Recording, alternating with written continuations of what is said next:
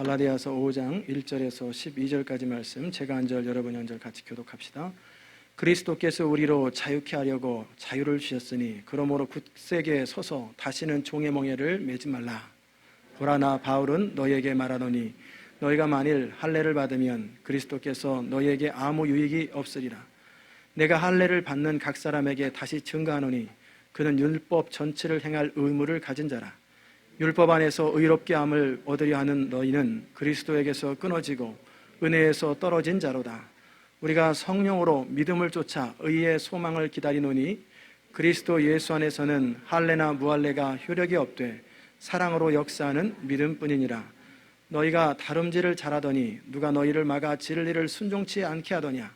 그 권면이 너희를 부르신 이에게서 난 것이 아니라 적은 누룩이 온 동이에 퍼지느니라. 나는 너희가 아무 다른 마음도 품지 아니할 줄을 주 안에서 확신하노라. 그러나 너희를 요동케 하는 자는 누구든지 심판을 받으리라. 형제들아, 내가 지금까지 할례를 전하면 어찌하여 지금까지 핍박을 받으리요. 그리하였으면 십자가에 거치는 것이 그쳤으리니 너희를 어지럽게 하는 자들이 스스로 베어버리기를 원하노라. 아멘.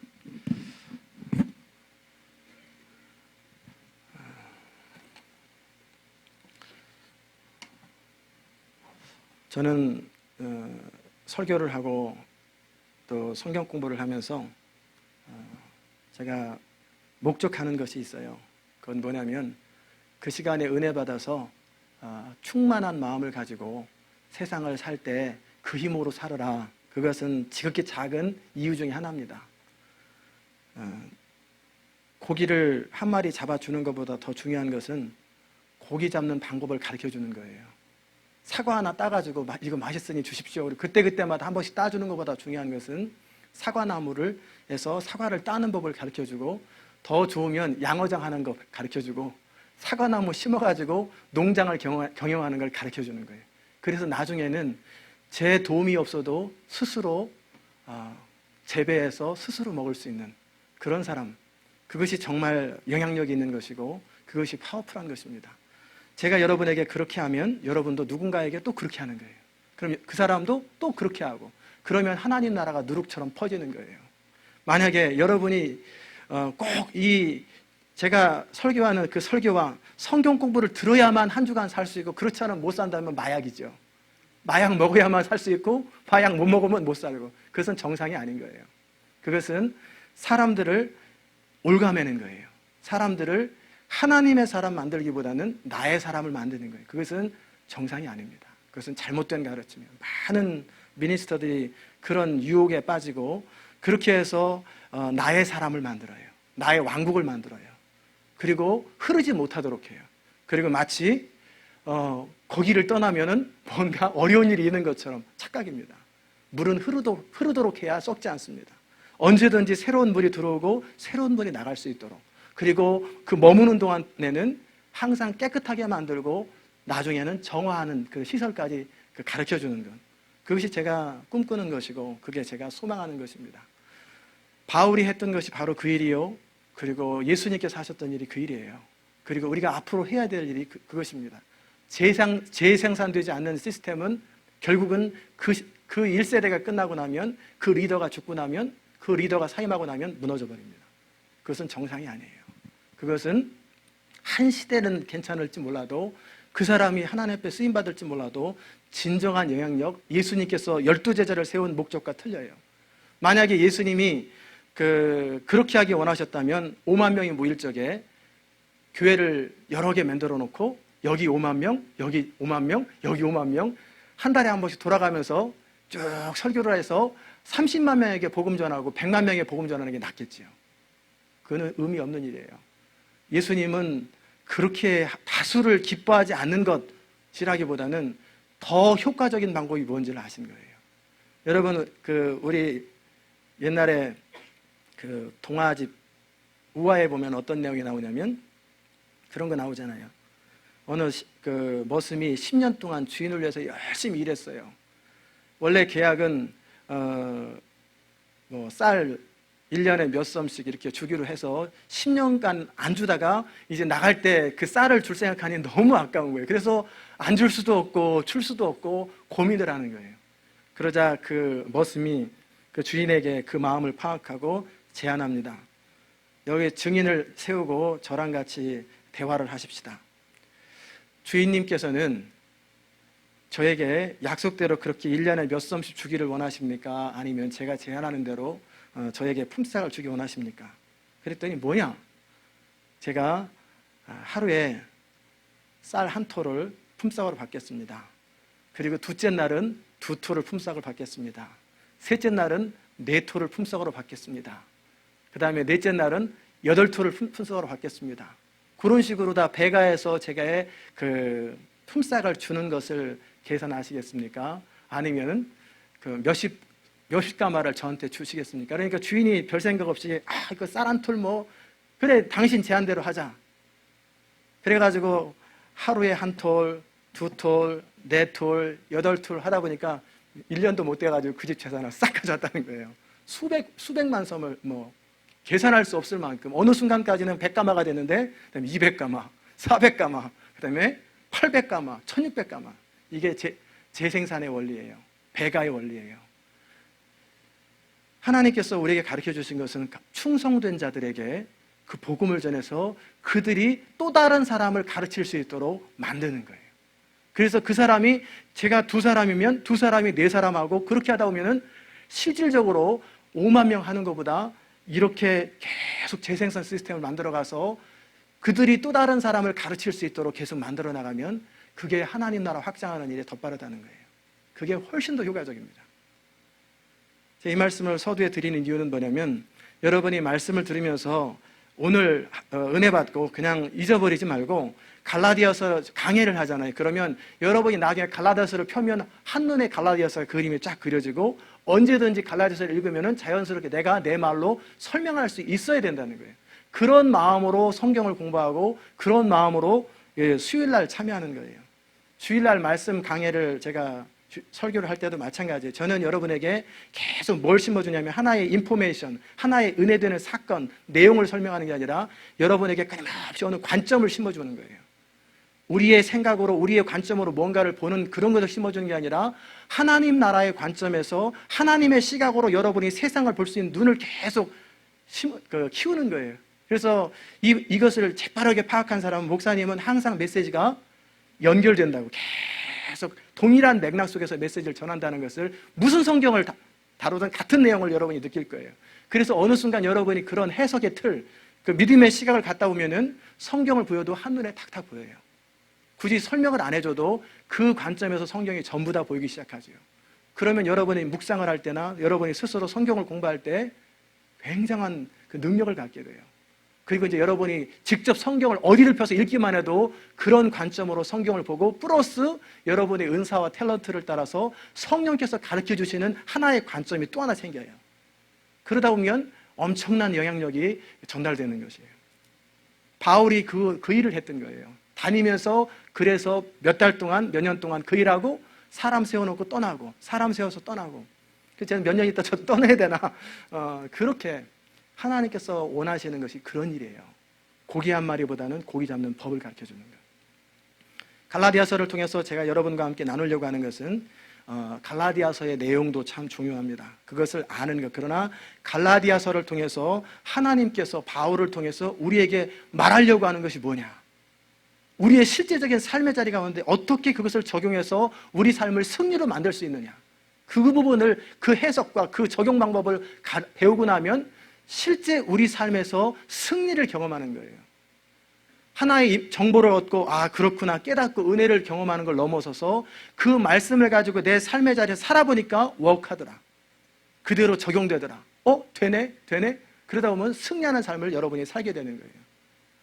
여러분이 그렇게 말씀을 공부하고 그렇게 되어서 이제 어느 순간 되면 여러분이 누군가를 양육하고 누군가를 돌보고 누군가를 이끌어가는 사람 되는 거예요. 그게 여러분의 소망이 되고 저의 소망이 되기를 주의 이름으로 축원합니다. 그게 진정한 영향력이에요.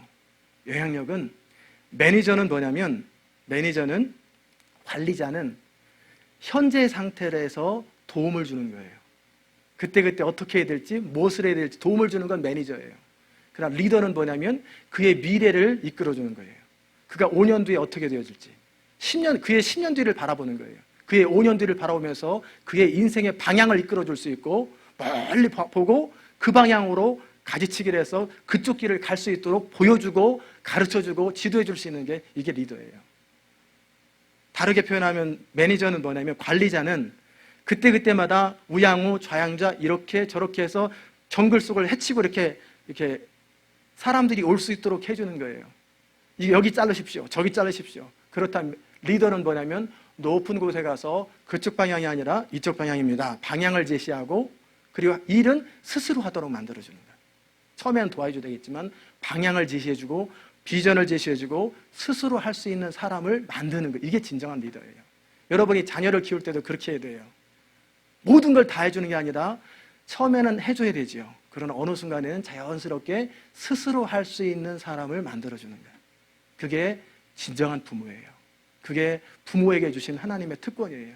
그래서 어느 순간에 부모의 소원은 뭐냐면, 여러분이나 저나 같은 소원이 있을 거예요. 자식이 여러분보다 못하면 좋겠어요, 안 좋겠어요?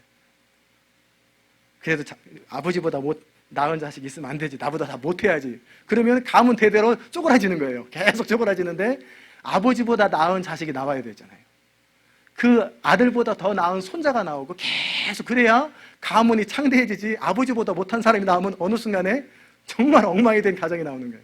끊임없이 대를 이어갈수록 더 창대하고 뛰어나고 더 스케일이 큰 사람들이 나올 때 그 가문은 창대해지는 거예요.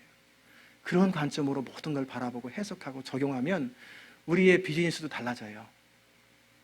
한평생 그저 어떤 사람은 그냥 한평생 이렇게 매니지하며 살아가는 사람이 있고, 끊임없이 멀리 보면서 당장은 고생스러워도 멀리 보면서 성큼성큼 가다 보면 어느 순간에 창대해지는 사람이 있어요. 저는 우리 시온에 속한 모든 성도들이 그랬으면 좋겠어요. 하나님 나라를 위해서 충성스러운 다 일꾼이 되시되 여러분이 하는 모든 일에 있어서 형통했으면 좋겠어요. 여러분이 자녀를 키울 때도 자녀들도 창대해지고, 비즈니스라면 비즈니스가 있어서 5년 뒤나 지금이나 10년 뒤나 15년 뒤나 하나님의 은혜로 그렇게 잘 살았습니다 라고 하는 그것도 좋아요. 그러나 그것을 넘어서서 갈수록 창대해지는 거예요. 계속. 그러면 창대해지는 사람의 특징은 사고 구조가 틀려요. 바라보는 스케일이 틀리고요, 생각하는 방법이 틀려요. 그런 사람들은 항상 시대를 앞서가는 사람이 되고, 그리고 지금 현재의 고난을 약간 감수하면서 미래를 위해서 현재를 투자할 줄 아는 사람이 되는 거예요. 결국은 뭐냐면, 그 현재의 즐거움을 유보하는 것, 지금 당장의 어려움을 약간 감수하고 조금만 더 미래를 위해서 바라보기만 한다면 그의 인생은 굉장히 달라져요. 그런데 똑같은 노력을 들이고도 지금 현재를 조금 더 엔조이하고 조금 더 이렇게 하다 보면은 미래가 똑같아져요. 아니면 더 어려워집니다. 서두에 제가 그 말씀을, 사실은 본문 그 말씀 중간에 있었는데 제가 그 말씀을 드린 거예요. 저는 그저 좋은 사람 되기를 원치 않아요. 그저 좋은 목사가 되는 게 아니라 여러분에게 필요한 것을 줄 수 있는 그런 목회자가, 그런 사람이 되기 원해요. 저에게 충성하는 사람 만드는 게 아니라 그리스도께 충성하는 사람. 정말 잘하는 리더는 뭐냐면 그 사람이 그 자리를 떠나도 요동이 없는 거예요. 그 조직이. 정말 잘한 사람은 뭐냐면 그 사람이 있을 때 칭찬받는 게 아니라 그 사람이 없어지고 나서 진정한 영향력이 느껴지는 거예요. 여러분이 떠난 그 자리, 여러분이 있을 때 칭찬받는 게 아니라 떠나고 나니까 그 조직이 굉장해지는 거예요. 그게 영향력이에요. 마마보이는 그 아이를 스포일 시킵니다. 다 해주기 때문에. 그러나 정말 부모는 그 아이 스스로 인생의 세파를 이끌어갈 수, 헤쳐나갈 수 있는 사람을 만들어주는 것.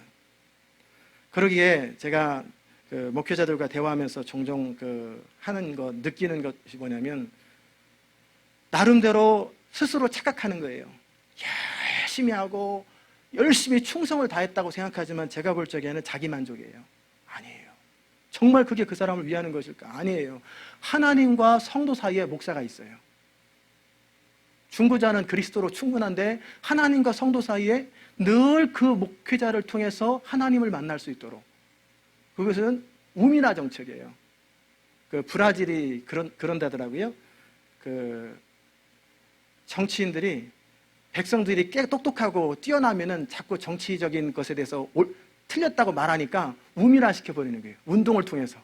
또 여러 가지 유흥시설을 통해서 우민화시켜가지고 정치인들이 그 사람들을 이용하는 거예요.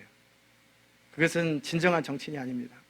목회자의 착각은 열심히 하는 것보다 더 중요한 것은 그 한 사람 한 사람이 하나님 앞에 설 수 있도록 만들어주는 거예요. 이를 위해서 어떨 때는 철저하게 훈련시켜야 되고 어떨 때는 강하게 꾸지람해야 돼요. 어떨 때는 책망도 해야 되고 자식을 바르게 키우기 위해서 부모가 하는 모든 수고를 사실은 성도를 위해서 해야 되는 거예요. 성도에게 싫은 소리 못하는 목사는 목사 아니에요. 성도를 책망할 수 없는 목회자는 목회자 아니에요. 그때는 위로받고 그때는 좋을 것 같지만 그 사람이 마마보이가 되는 거예요. 훈련할 때는 훈련하고 위로가 필요할 때는 위로하고 격려가 필요할 때는 격려하지만 결국은 예수님처럼 예수님이 떠나고 나서 제자들이 교회를 이끌어갈 수 있도록 그런 사람 만들어주는 거예요. 때로는 예수님께서는 베드로에게 사탄아 물러가라.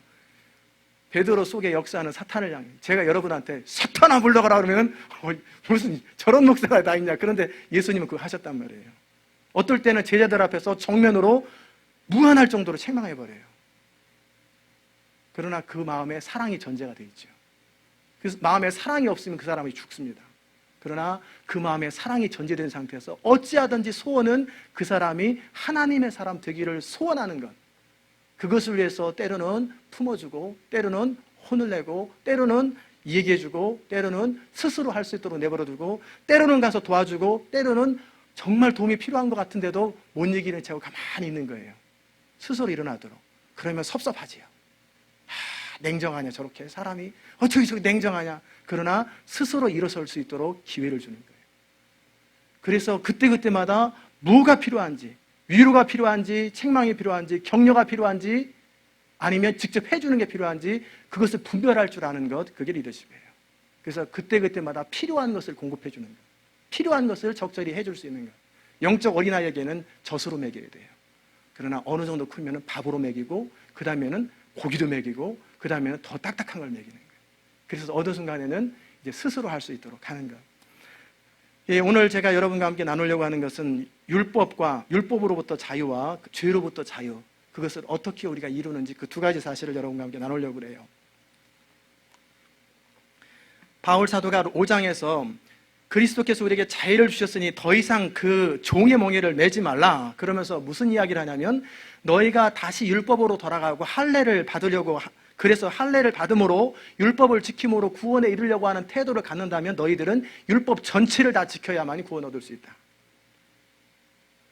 율법을 한두 가지 열심히 지키는 것이 아니라 51% 지키는 것이 아니라 율법의 모든 말씀을 100% 다 지켜야만이 구원 얻을 수 있다는 것, 이게 행위로 말미암아 구원을 얻으려고 하는 거예요. 제가 오늘 신문을 보면서 어떻게 될지는 모르겠어요. 루터교, 감리교 쪽하고 그 캐톨릭하고 그 대화가 이루어졌는데 그 구원에 대해서 지금 막 합의가 이루어진대. 500년 동안의 그 갈등이 뭐였냐면 기독교는 오직 믿음으로 말미암아 구원에 이른다라고 하는 그것을 붙들었고 캐톨릭은 그렇지 않아요. 믿음 플러스 선을 통해서 선행을 통해서 구원 얻는다. 믿음을 통해서만 구원 얻는다고 말하는 사람은 저주를 받을지어다. 교리상에 나와 있어요. 그러니까 믿음과 선행이 같이 가는데 그래서 어떻게 이제 합의를 하려고 이제 결정 나와봐야 되는데 구원은 믿음을 통해서 받는다. 그러나 성령으로 말미암아 선을 행할 수 있는 능력을 우리에게 주시기 때문에 그래서 우리로 하여금 바르게 살 수 있는 힘을 공급해 주시는 성령을 의지해서 바르게 살아가는 것이 하나님의 사람이다. 아주 좋은 것 같아요. 그렇게 할 수 있으면. 이제 그게 이제 어떻게 결말이 나올지 몰라겠어요. 왜냐하면 500년 동안 서로 그것 때문에 서로 교리가 틀리고 갈등이 있었는데 그러면 참 귀하게 되는 건데 바울이 지금 얘기하는 건 뭐냐면 너희가 믿음이 아닌 조금이라도 착한 일, 선행을 통해서 구원을 얻을 수 있다면 어떻게 해야 되냐면 성경 전체를 다 지켜야 된다. 안식일을 지켜야 구원 얻는다고 그러면 안식일뿐만 아니라 모든 성경을 다 지켜야 되는 거예요. 왜냐하면 우리 주님께서 말씀하시는 거예요. 너희가 나의 은혜를 의지하든지 나의 의를 의지하든지 아니면 너의 의를 의지하든지 중간은 없거든요. 그게 바로 율법주의예요. 예배를 참석해야 구원을 얻는다든지 선을 행해야 구원을 얻는다든지 뭐 안식일을 지켜야 구원을 얻는다든지 다 율법주의예요. 여기에는 구원이 없어요. 율법을 지키는 거하고 율법 지키하고는 틀려요. 그것으로 말미암아 구원 얻는다고 그러면 거기에는 그리스도의 십자가 모독되는 거예요. 그리스도의 은혜가 무너지는 거예요. 의인은 없나니 하나도 없다고 우리 주님 말씀하셨어요. 사람들이 생각하기에 상대적으로 더 의롭다고 생각할 뿐이지 실제 의인은 하나도 없어요. 운전하다가 빨간불을 지나갔어요. 교통경찰관이 와서 스티커를 띄웠습니다. 운전자는 반발합니다. 왜 나에게 스티커 줍니까? 나는 도둑질한 적도 없고 남에게 피해를 준 적도 없고 교통사고 내지도 않았는데 왜 나에게 스티커 줍니까? 그러면 경찰관이 너무나 한심해서 웃으면서 그래도 스티커 떼야 됩니다. 말이 안 통하니까. 경찰관이 볼 때는 당신은 빨간불이 지나갔어. 그 한 가지로도 스티커를 발부하는 거예요.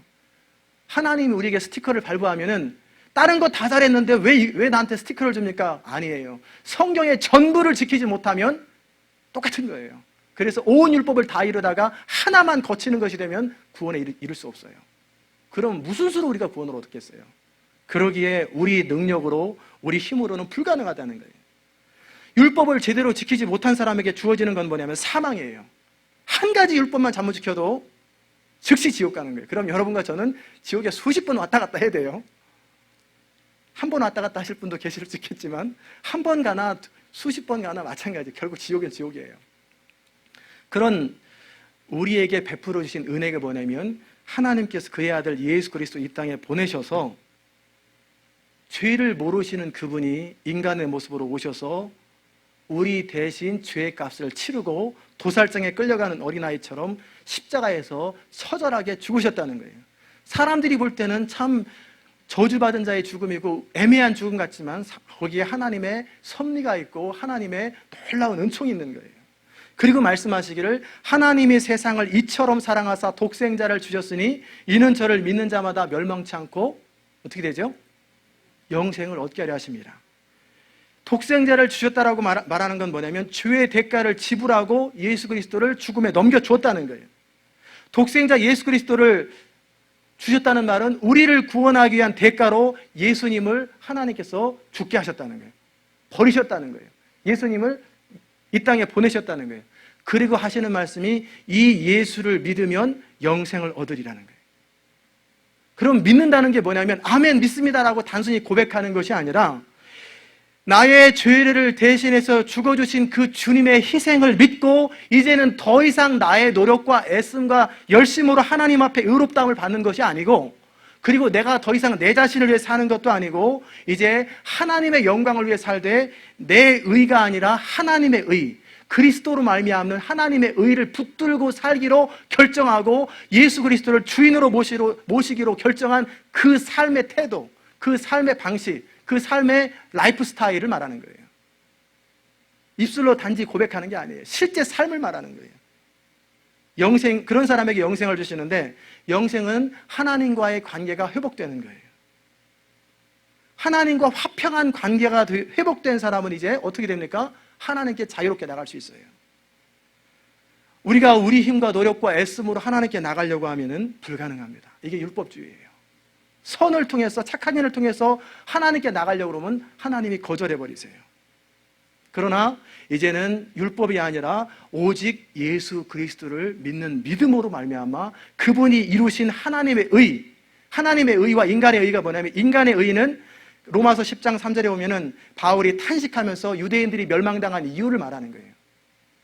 하나님의 의를 모르고 애써 자기 의를 드러내려고 했다. 그 사람들이 무슨 떠벌리고 다니는 게 아니라 자기 노력과 열심으로 율법을 지켜서 구원을 얻으려고 했던 것을 자기 의라고 그래요. 반면에 하나님의 의는 오직 믿음으로 말미암아 은혜로 말미암아 구원을 얻었던 것, 그것을 말하죠. 예수님께서 말씀하셨어요. 너희 의가 서기관과 바리새인들보다 낫지 못하면 하나님 나라에 들어갈 수 없다 그랬거든요. 그것을 서기관과 바리새인들보다 착한 일을 더 많이 하고 더 율법을 지키는 것으로 해석하면 얘는 완전히 잘못 나가는 거예요. 우리는 서기관과 바리새인들 웬만한 사람 같아서는 못 쫓아가요.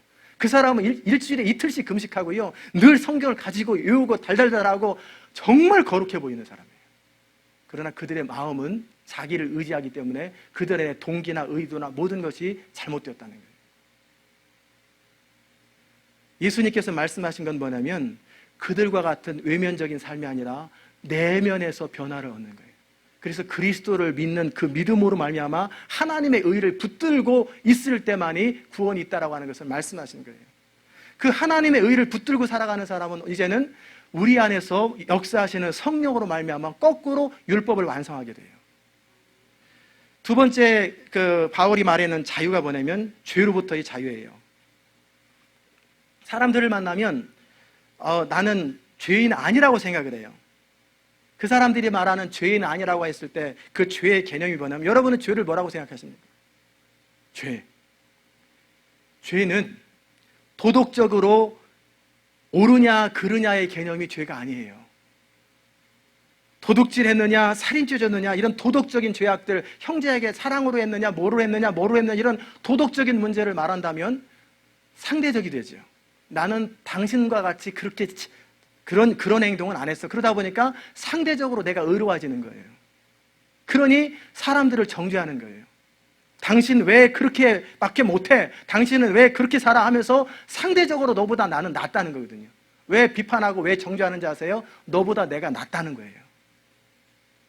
도토리 키재기죠. 조금 더 크나 조금 더 작으나 마찬가지인데, 비판하는 그 동기 안에 뭐가 있냐면 너보다는 내가 낫다. 왜 너 나처럼 못 사냐? 그게 또 거기 자기도 죄인인데다가 한 가지 죄를 또 추가합니다. 교만의 죄를 또 추가해요. 나는 너보다 낫다. 그러니까 비난하고 정죄하는 사람은 교만죄가 더 추가되는 거예요. 그러니 지옥에서 좀 더 깊이 들어가요. 더 뜨거운 데 들어가요. 그러니까 함부로 판단하고 함부로 정죄하고 함부로 그러는 거 아니에요. 정말 필요해서 그렇게 얘기해 줄 수는 있어요. 필요해서 혼내줄 수는 있어요. 그러나 그 마음속에서 은근히 사람들을 무시하고 은근히 업신여기고 은근히 하는 사람 마음속에는 죄의 교만죄를 더 추가하는 거예요. 성경이 말하는 죄는 그런 게 아니에요. 믿음으로 행하지 않은 모든 것이 다 죄라고 그랬거든요. 믿음으로 하지 않는 모든 것.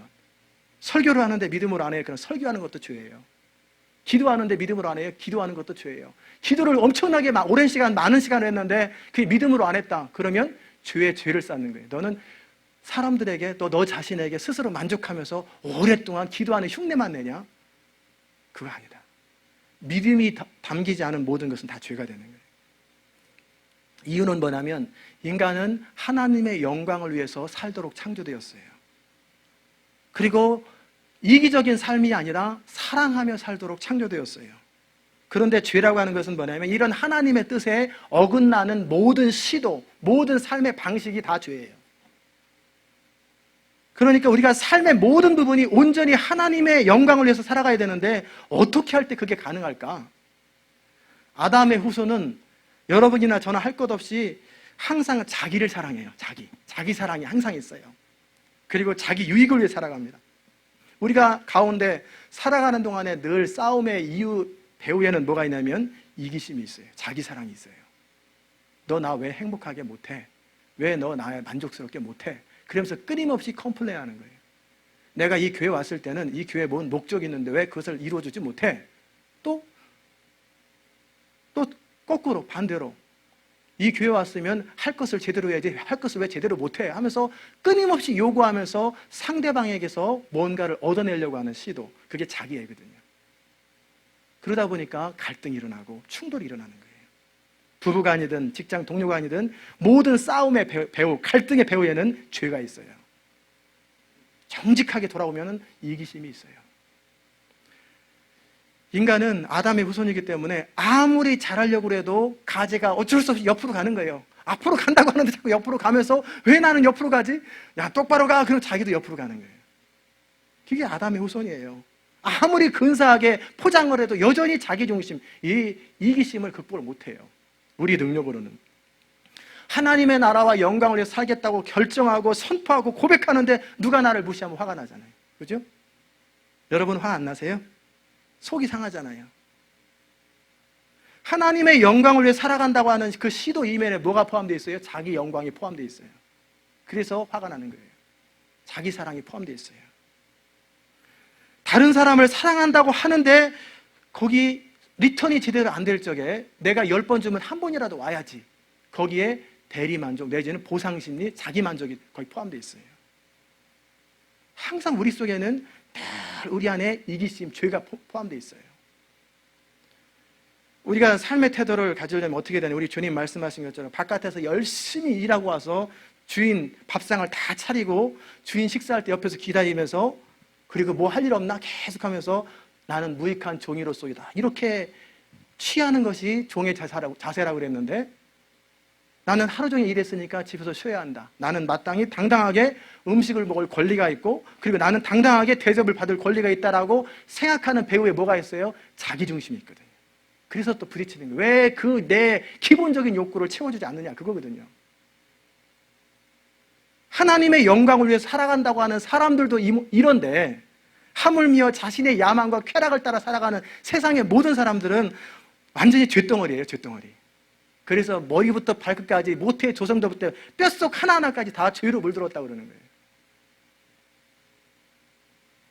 먹물이 조금 덜 빠졌고 좀 더 빠졌고 차이지, 근데 다 그게 그거예요.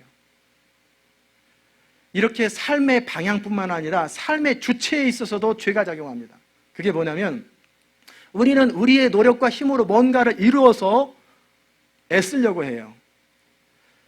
그 대상이 자신의 유익일 때는, 내 야망과 그 성취를 위해서 열심히 하는 때는 그것도 죄지만, 하나님의 나라와 영광을 위해서 또는 인류의 평화를 위해서 열심히 최선을 다하는 그 주체가 우리일 때는 노력은 가상하고 열심은 가상한데 그것도 또 죄가 되는 거예요. 왜 죄가 되냐면, 아마추어가 엄청난 자재를 가지고 건물을 짓는다고 생각해 보세요. 건축가도 아니고 건물하고는 문외한인 사람이, 저 같은 사람이 건물을 짓는다고 엄청나게 비싼 수십만 불어치 자재를 가지고 제 마음대로 뚜덕뚜덕 해가지고 다 버려놨어요. 저 나름대로 적당히 만들었겠지요. 근데 전문가 입장에서 보면 너 지금 뭐 했냐, 좋은 자재를 가지고 망쳤구나. 열심도 좋고 의도도 좋고 최선을 다하는 것도 좋은데 너는 망쳤도다. 아마추어가 일을 하다 보면 열심히 했는데 열심히 하는 만큼 망쳐지는 거예요. 하나님께서는 우리에게 시간이라고 하는 것, 건강이라고 하는 것, 은사라고 하는 것, 탤런트라는 것, 여러 가지 엄청난 자재를 주었어요. 이 자재를 가지고 뭘 하라고 하셨냐면, 세상 사람들은 나의 야망과 명예를 위해서, 쾌락을 위해서 살아가니까 이거는 말할 것도 없고, 우리는 그 얘기는 이제 할 필요도 없는 거예요. 이 엄청난 자원을 가지고 하나님의 나라와 영광을 위해서, 하나님을 위해서 뭔가 열심히 하려고 한단 말이에요. 그런데 하나님 측면에서 보면은 우리 능력으로 하니까 뭐가 돼요? 자재 낭비하는 거예요. 시간 낭비하는 거예요. 능력 낭비하는 거예요. 그런데 열심히 해요.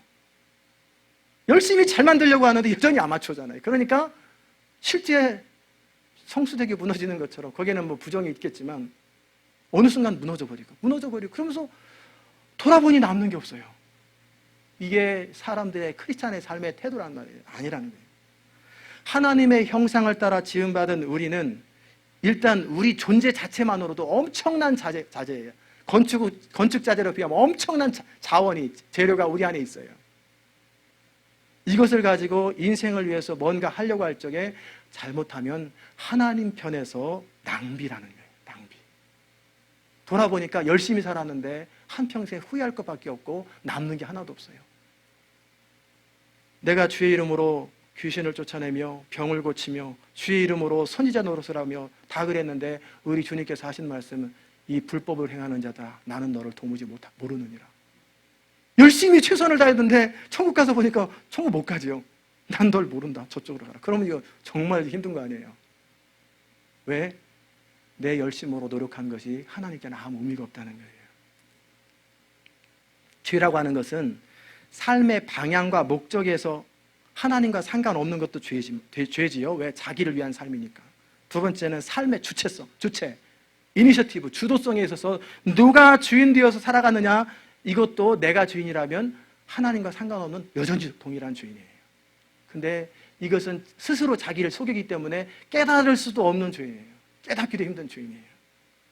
그래서 우리 주님께서 말씀하신 거예요. 너희가 나를 떠나서는 아무것도 할 수 없느니라. 우리가 할 수 있는 최선의 일은 뭐냐면 이런 죄성에서 벗어나는 거예요. 우리 피 속에 흐르고 있는 이 죄성, 그냥 뼛속 깊은 곳에까지 그냥 흘러넘치는 이 죄성을 벗어나는 거예요. 그래서 보혈을 의지하라는 거예요. 저는 모를 때는 주의 보혈 능력이 또 막 하는데 이게 보혈이 어떻게 능력이 있을까? 능력이 어떻게 실제적으로 워크할까? 몰랐어요. 그냥 찬양하는 거예요. 그러면 찬양 부르다 보면 어떻게 되겠지? 근데 어떻게 안 돼요. 보혈이 왜 능력이 있는지 그 보혈의 원리를 깨달아야 돼. 그래야 그 원리대로 내가 삶에 적용하고 나갈 때 능력이 나타나는 거지. 그 찬양 아무리 한다고 능력 생기는 거 아니에요. 내 삶의 방향과 태도가 잘못될 때는 찬양하면서 시간, 거기다 귀중한 자원인 시간까지 낭비해버리는 거예요. 머물르고 건성으로 하다가 기도하는 기도는 시간까지 낭비하는 중언부언하는 기도가 돼버리는 거예요. 알고 해야 돼요. 이게 뭔지, 이게 무슨 의미인지. 보혈을 의지한다는 것은 우리를 위해서 죽어주신 주님의 희생을 받아들이면서 나의 의가 아니라 하나님의 전적인 은혜와 의를 의지하고, 그 다음에 두 번째는 그리스도와 함께 십자가에 죽었기 때문에 나 중심적인 삶의 태도, 야망과 쾌락을 위해 살아가는 삶의 태도와 동시에 우리 애씀과 노력이 아니라 하나님으로 말미암아, 예수님께서 십자가에 보혈을 흘려주셨다는 것은 뭐냐면 우리의 모든 수고와 노력이 헛것이라는 것을 선포한 거예요. 하나님 앞에 받을 만한 것이 하나도 없다라고 하는 선포하면서 대신 하나님의 아들이 죽어주신 거예요. 그것을 받아들이는 거예요. 내 힘과 자원으로 하나님의 뜻을 이루려고 하는 시도를 이제 내려놓는 거예요. 가능하지도 않고 불가능해요. 이해되십니까? 그런데 갈라디아 교인들은 이 복음을 떠나고 은혜를 떠나서 또다시 자기 율법으로 행위로 노력으로 하나님을 기쁘시게 하려고 하니까 예수님의 십자가를 모독해버리는 거예요. 그래서 바울이 분노하는 거예요. 그래서 바울이 속상해하는 거예요. 여러분과 저의 마음속에 뭔가 우리의 것을 자랑한다면, 자랑하고 만족한다면 그 내면에 죄가 있어요. 그래서 자랑하는 자는 이것으로 자랑하라. 뭘 자랑하라고 그랬어요? 하나님 안에서 자랑하라는 거예요. 십자가만을 자랑하라는 거예요. 우리 안에 이 누룩 같은 불순물이 있기 때문에 하나님이 못 받아요. 여러분이 계란 후레이를 제가 할 줄 알거든요. 여러분이 저희 집에 오셨어요. 그래서 제가 계란 후레이를 해드린다고 해서 계란 후레이 7개를 하고 8번째 것을 냉장고에 탁 해서 탁 틀었는데 새카맣게 썩었어요. 에이, 섞어가지고 8개 중에서 1개 썩었는데 어떻게 했냐, 막 섞어가지고 잘 안 보이겠지 하고 주면 드시겠어요? 저도 드리지도 않겠지만 받을 수 없어요. 근데 하나님께 우리가 그런단 말이에요. 썩은 거 적당히 섞어가지고 근사한 것까지 섞어가지고 하나님이 받으십시오 그러면 하나님이 거룩하신 분이 그 썩은 계란 후라이 먹겠어요? 안 드시죠. 근데 우리는 그러한 삶의 태도를 가지고 살아간다는 거예요. 거기에 하나님의 나라와 영광이라는 이름까지 섞어가지고 자기 의가 들어간단 말이에요. 자기 만족이 들어간단 말이에요. 그러니 십자가의 공로가 놓쳐지고 한평생 노력했는데 남는 게 하나도 없어요. 열매가 없어요. 노력만 했을 뿐이에요.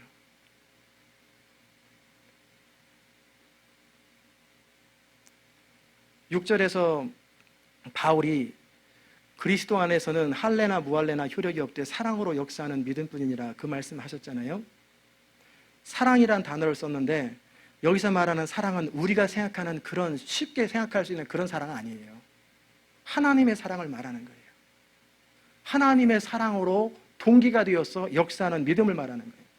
많은 성도들이 착각하는 게 뭐냐면 사랑으로 한다고 하면서 결국 더 힘들게 만들어요. 사랑한다고 하면서 자식을 망치는 것처럼 사랑하면서 정말 그 사람에게 도움이 되지 못하는 방법으로 사랑하면서 사랑이라는 동기가 순수하고 선해요. 마마보이 만드는 엄마 자식들 진짜 순수하고 동기는 굉장히 순수하고 선합니다. 근데 그 순수함이 그 자식을 망치는 거예요. 그러기에 지혜롭게 사랑해야 돼요. 그 사랑은 우리 사랑이 아니라 하나님의 사랑이어야 돼요. 제가 그래서 처음에 그 말씀을 드린 거예요. 목회자가 사랑과 자비가 넘쳐 보이고 사람들을 잘 케어하는 것 같아 보여도 그래서 5년 지나갔어요. 그래서 10년 지났는데 여전히 그대로예요. 성경에 대해서 많이 알았는데 스스로 자기 삶을 추스리고 또 다른 사람을 양육하고 또 다른 사람을 세우고 그런 혼자 자기 믿음을 유지하고 세우는 법을 모르고 또 다른 사람을 양육하고 세우는 법을 모르고 그냥 끊임없이 그분에게 돌봄을 받아요. 5년 지나도 끊임없이 목사님이 필요하고 물론 말씀 전하고 함께 으쌰으쌰 하는데 함께 비전을 하는데 필요하지요. 그러나 그의 인생 문제를 해결하는데 항상 필요해요. 좋을 때는 괜찮은데 어려울 때는 여전히 목사님이 필요해요. 여전히 리더가 필요해요. 그러면 잘못 키운 거예요. 그때그때마다 따뜻하게 위로하고 좋은 말로 하지만 사실은 그 사랑이 잘못된 사랑이라는 거예요. 그래서 하나님은 때때로 우리 인생에 징계를 허락하시고요, 때때로 우리 인생에서 인내를 위해서 그렇게 쉽게 문제가 해결 안 되는 거예요. 우리에게 교훈을 우리가 잘하게 하기 위해서 하나님은, 우리는 쉽게 해주고 싶은데도 하나님은 안 해주세요. 그래서 우리가 강한 사람 되도록 훈련시키는 거예요. 아무리 달콤해도 그건 사랑이 아니에요. 우리 식으로 사랑하는 건 사랑이 아니에요. 바울이 아까 말씀드렸던 거 말고 사랑으로 역사하는 믿음이라고 할 때 하나님의 사랑으로 역사하는 믿음을 말하는 거예요. 우리가 믿음이라고 하는 그 동기에 하나님을 진정으로 사랑해서 마음을 다하고 성품을 다하고 힘을 다하고 뜻을 다하여 하나님을 사랑하는 그 사랑을 말하는 거예요. 그런데 우리는 그 사랑이 우리 안에 없어요. 우리 안에 그 하나님을 사랑하는 마음이 없어요. 그래서 하나님의 계명을 지키기가 힘든 거예요. 순종하기가 그래서 힘든 거예요.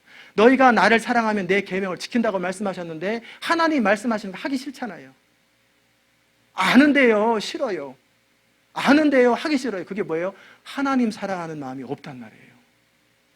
만물보다 부패하고 악한 것이 사람의 마음인데 무슨 수로 우리가 그 사랑을 갖느냐 말이에요. 무슨 수로 그 마음을 다하고 뜻을 다하고 성품을 다하여 하나님을 사랑하는 그 사랑을 우리 힘으로 가질 수가 없어요. 우리 나름대로 사랑이라고 생각하는 그 사랑으로 역사하는 믿음을 말하는 게 아니라 하나님의 사랑으로 역사하는 믿음인데, 그 사랑은 우리가 만들어내는, 우리 안에서 공장으로 생산해내는 게 아니라 오직 성령으로 말미암아 우리 안에 생기는 사랑을 말하는 거예요. 이것은 오직 거듭난 사람들만이 가능한 거예요. 그리고 성령을 경험한 사람들만이 그 안에 진정 하나님 사랑이 있어요. 정말 이렇게 하나님의 사랑이 우리 가운데 부음받으어서 그 사랑이 점점 깊어지면 중심으로 하나님을 사랑하고 하나님을 경외하게 돼요. 온 마음을 다해서 하나님의 영광을 위해 살기를 소원하고, 성령께서 우리 안에 거룩한 소원을 허락하시고 그 사랑을 말하는 거예요. 그 사랑으로, 그 사랑이 동기가 된, 하나님께서 우리에게 부어주신 그 사랑이 동기가 된 믿음을 말하는 거예요. 그 믿음으로 하라는 거예요. 그러지 않은 모든 것은 겉으로 그럴싸해 보이지만 하나님이 하나도 나중에 안 받아요. 그러니까 우리가 매 순간 정신 차리지 않으면 열심히 했는데 나중에 하나님 앞에 서면 남는 거 하나도 없어요. 너는 헛살았다. 그러기에 바로 알고 바로 믿는 거예요. 로마서 7장에서 구원받은 성도의 고민을 바울이 얘기했잖아요. 마음으로는 하나님의 법을 즐거워하나 내 육체 속에 또 다른 법이 있어서 나를 주의 법 아래로 사로잡아 오는 것을 보는도다. 오호라, 나는 곤고한 자로다. 많은 그리스도인이 이렇게 살아가요. 나름대로 결심하고 작심하여서 부흥회를 하고 나서 말씀을 듣고 내가 하나님을 위해서 열심히 살아야 되겠다, 악을 골짝 빈들여도 내가 가야 되겠다고 결심하고 성경 공부하면서 결심하고 가는데 어느 순간 무너져 버리거든요. 어느 순간 좌절해요. 그래서 또 풀이 죽어 있다가 다시 또 어느 순간 추스려가지고 또 다시 열심히 해서 또 최선을 다하는데 안 되거든요. 또 무너지고 또 무너지고, 그러다가 보면 나중에 냉소적이 돼요. 다 아는데요, 안 돼요. 너무 열심히 하지 마세요. 어느 선까지만 하세요. 안 되는데 된다고 열심히 노력하는 거예요. 요새 고시원에 분란 사건이 있잖아요. 이제 제가 공부를 해봐서 아는데 본인이 알아요. 될지 안 될지 본인이 정직하면 알아요. 근데 착각하면서 커트라인이 70점이라고 생각하면요, 많은 사람들이 69.5에서 떨어져요. 근데 거기에 40%가 있어요. 근데 본인은 모르는 거예요. 69.5%에 몇 명밖에 없는 줄 알아요. 그래서 난 떨어져서 다음번에 조금만 노력하면 70점 넘을 거라 생각하는데 다음 해에 또 떨어지면 또 한 문제 차이예요. 0.5점. 근데 거기 안에 30%, 40%의 사람들이 다 몰려있단 말이에요. 그걸 모르는 거예요.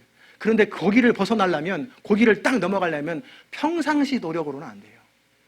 삶의 패턴도 다 바꿔야 되고요, 생각하는 구조도 바꾸고, 완전히 인간 개조하는 것처럼 완전히 시스템이 바뀌어야 그걸 넘어가는데 거기서 조금만 노력하면 될 것 같은데 안 된단 말이에요.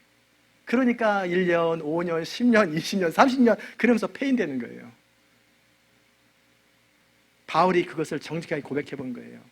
내가 최선을 다해 하나님을 살아봤는데 안 사라지더라. 내 안에 이 욕심이 극복 안 되더라. 내 안에 능력이 없더라. 내가 하나님 말씀을 이룰 수 있는 능력이 내 안에 없더라 라고 하는 것을 정직하게 보는 거예요. 그리고 항복하라는 거예요. 내 힘과 결심으로는 한 가지도 하나님이 받으실 만한 열매를 맺어드릴 수 없다는 주님의 말씀을 깨닫는 사람, 빨리 깨닫는 사람은 즉시 하나님 앞에 잘 엎드립니다. 그리고 나서 내가 무능하다는 사실을 발견하는 거예요. 정말 하나님 앞에 당당한 사람은 어떤 사람이냐면 그 자신이 원래 당당해서 당당한 사람이 아니에요. 그건 교만한 거예요. 자기는 너무 부족하고 능력이 없고 무능하고 너띵인데 내 안에 역사하시는 성령의 능력으로 단지 몽당연필 같은데 몽당연필 가치도 없는데 하나님이 나를 붙들고 사용하시기 때문에 내 안에서 그 하나님이 일하신다라고 하는 그 확신이 있는 사람은 진정 당당하고 그러면서도 겸손한 거예요. 내가 능력이 없다는 사실을 발견하면 이제 그만 포기하세요.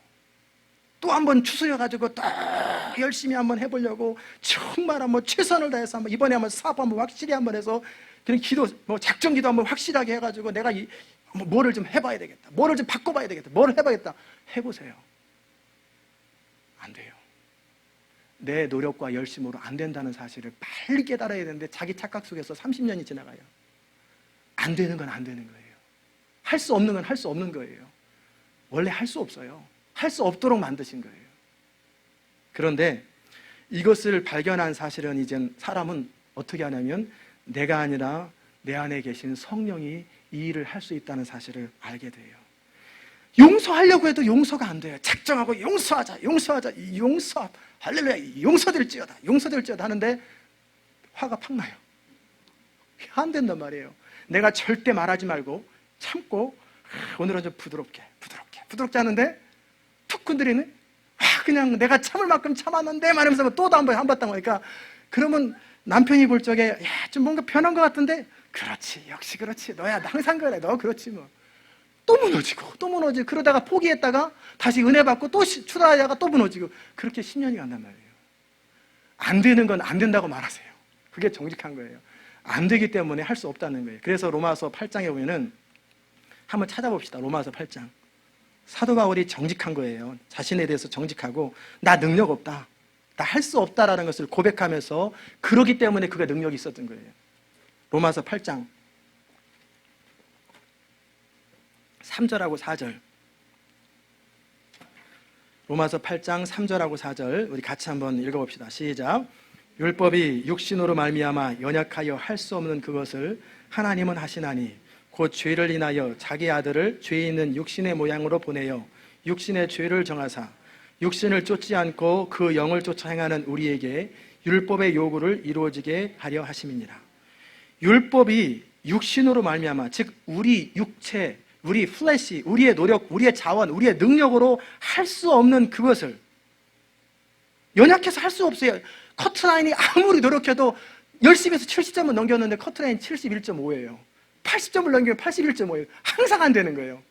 할 수 없는 그것을 하나님은 하시나니 곧 죄를 인하여 자기 아들을 죄 있는 육신의 모양으로 보내사 죽게 하시고 육신의 죄를 정하사, 컨뎀, 죄를 너는 이제 끝났다, 사망아 너의 쏘는 것이 끝났다라고 죄에 대해서 선포하는 거예요. 그리고 육신을 쫓지 않고, 그 다음에 4절에서는 우리의 자세가 나오는데 육신을 쫓지 아니하고, 즉 내 자원과 능력과 내 방법과 내 재주와 내 열심과 노력이 아니라 이렇게 쫓지 아니하고 그 영을 쫓아 행하는 우리에게 율법의 요구, 거꾸로 성경이 이루어지는 거예요. 도무지 안 됐는데 되는 거예요. 안 됐는데 되는 거예요. 그게 뭡니까? 턱걸이를 10번밖에 못 하는데 도무지 11번은 못 하는데 아무리 해도 안 되는데 어느 순간에 누군가 다리를 싹 받쳐줘가지고 쓱 올라가니까 12번, 13번 되는 거예요.